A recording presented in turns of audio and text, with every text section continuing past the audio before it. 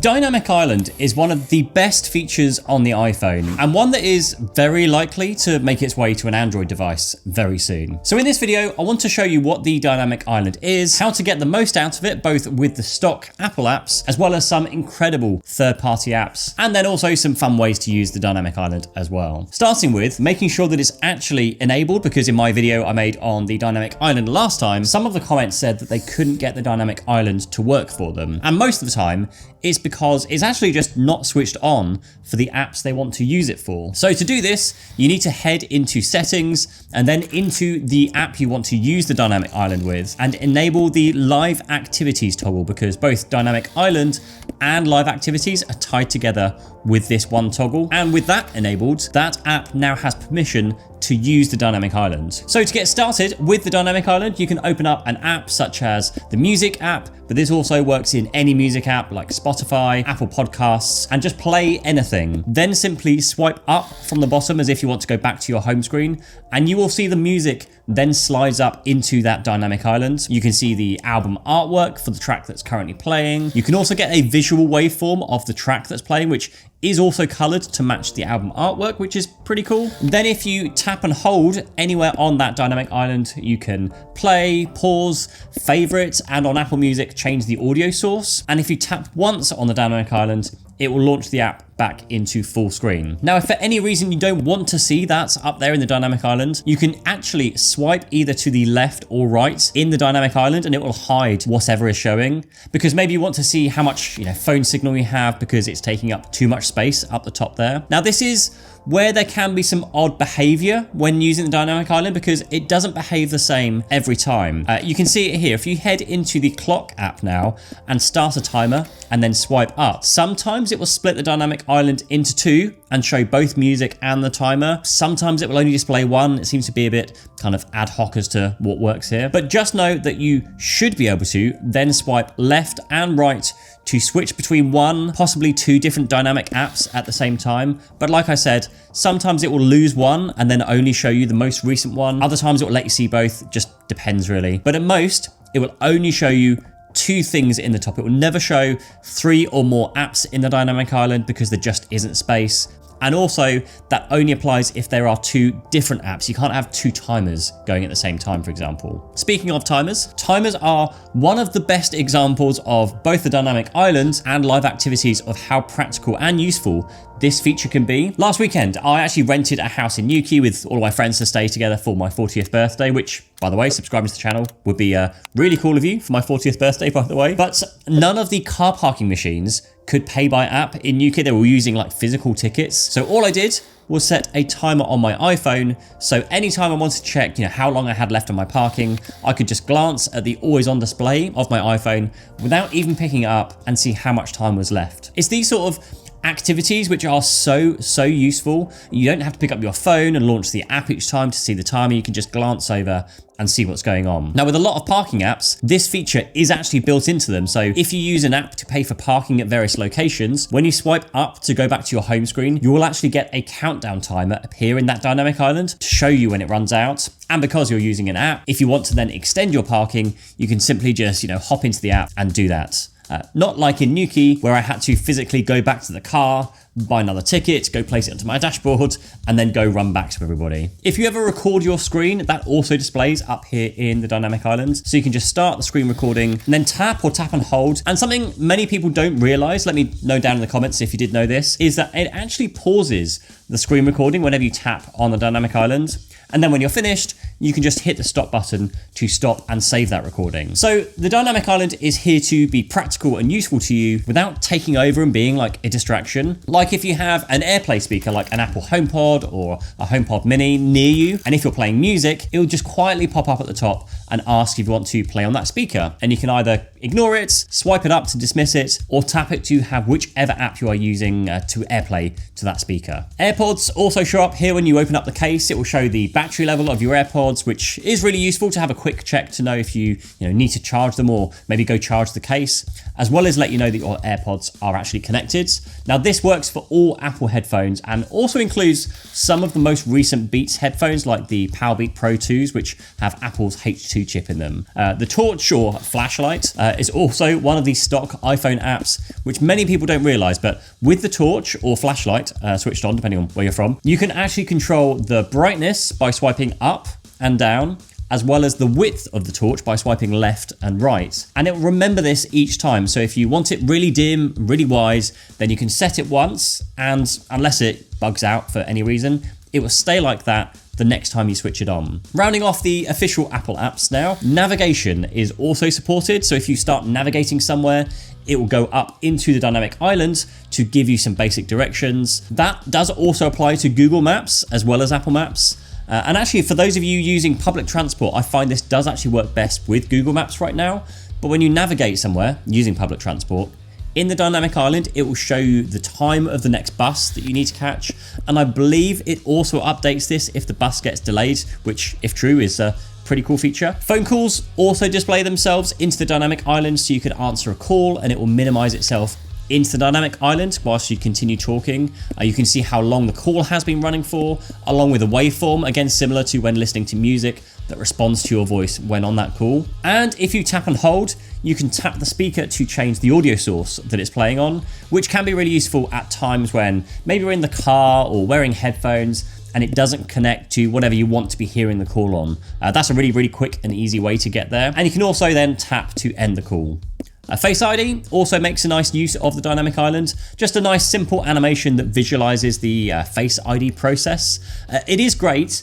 My only issue here is that I feel like this slows the phone down in some cases. Like if you want to download multiple apps or head into apps with extra security like banking apps or maybe password manager apps where it requires Face ID each time, then just waiting for the Face ID animation to play out just feels a little bit unnecessary and slows down the process. Speaking of password managers, a huge thank you to Keeper for sponsoring this video because, well, unlike the built-in Apple Passwords app, Keeper works cross-platform and can be used to securely share with your family, colleagues, even friends, because it's all well and good using the built-in password managers for Apple Keychain or Google Chrome, Samsung Pass, and just however much data they are or aren't collecting, they are still not cross-platform. Now this is where Keeper comes into play. Keeper works beyond all of these walled gardens, so it doesn't matter if it's an Apple or a Samsung or Google or even a Xiaomi, you can still access and share all your information between all of these devices. And also with Keeper Family,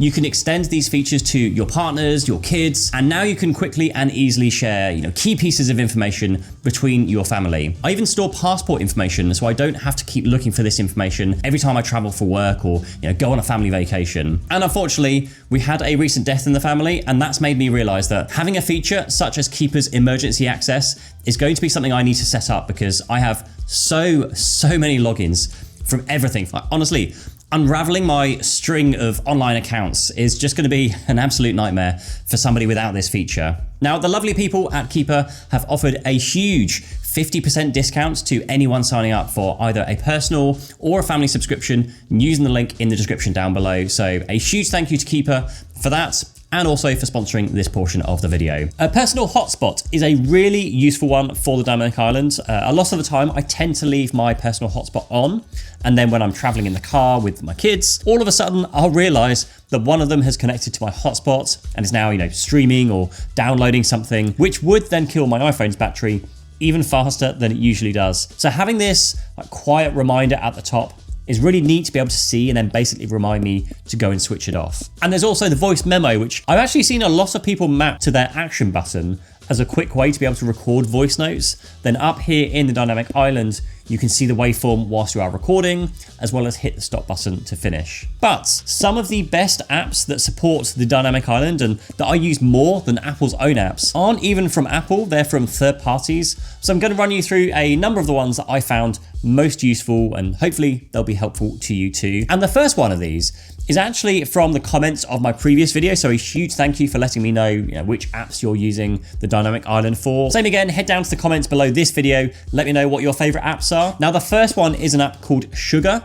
And this app allows you to show your blood glucose levels in the dynamic island, which for those of you wearing a glucose patch know is a hugely important thing for you to monitor. Now, one of the most useful third-party apps that I've come across, and I would almost call it an essential app, is an app called Flighty. I'm actually flying back from VivaTech in Paris next week, so I'll need to add that flight into here too. Now, all I need to do is paste in my booking reference and it will pull all of the information about that flight as well as monitor for any changes into the app. I can also go and add my seat number in there, whether I'm flying economy, whether it's a business or a personal trip.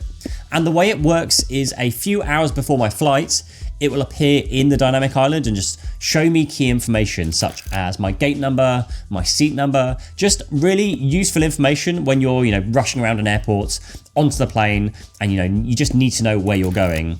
You can even share your flights with other people. I just always share my upcoming flights with my wife, and it'll pop up on her phone as well with updates on when my flight is due to land. And not just that, but Flighty also monitors for changes, for delays to your flights. And I tend to find that I know that my flight has been delayed or even cancelled in some situations before it updates both on the boards around the airport, as well as even when checking the flight status in its own company's app. And I just love that even though there are paid for features within this app, you can subscribe for just a week or 2 weeks to cover just a one-off trip or a vacation.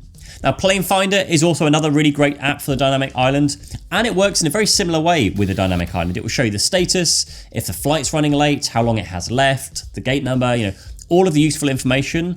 And for anyone who's interested in just generally what's happening up in the sky right now, it is a fascinating app to be able to see all of the planes, what type they are, where they're heading. They also make it easy for you to find things like aerial displays when you're stood there, waiting and wondering when the red arrows might show up. You can literally follow them on the app to know the exact moment that they're going to be passing above you, which is super cool. Next up, and I actually use this one on a near daily basis, and I'm sure there are a number of them that do the same thing, but my chosen app for working out at the gym is called Heavy, because it has this whole kind of social media feed where you can follow others and see when they've worked out, what they did. You can even like and comment and even compare your workout routine to others as well. Super cool to get inspiration. By the way, follow me at Pete Matheson on Heavy. I'm also, for some reason, on Strava. I haven't really figured out why yet, but I'm on both. But generally speaking, I just use it to plan my workouts and then follow them along each time I do a workout. It just tells me what weight I did last time, how many reps I did, how difficult I found it. And one part of those workouts is resting between sets, normally whilst listening to music or probably mindlessly scrolling through emails or social media or something. So having that countdown timer counting down in the dynamic island, super useful because, whilst I am mindlessly scrolling, I can see that I've only got maybe a few more seconds before I need to get on with my routine, probably before I annoy someone else who's probably also waiting for a turn on whatever I'm on right now. Uber is another really useful one, along with a number of other transports and food delivery services too. It will show the time until your ride or food arrives.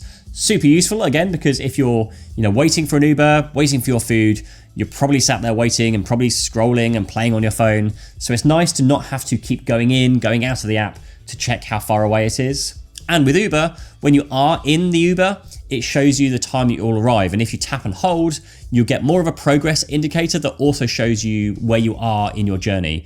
Just excuse the poorly film footage here. This was shot at, I think, about midnight, as you can see, after a very, very long day of flight delays, but you get the idea. The next one is very useful for us Brits.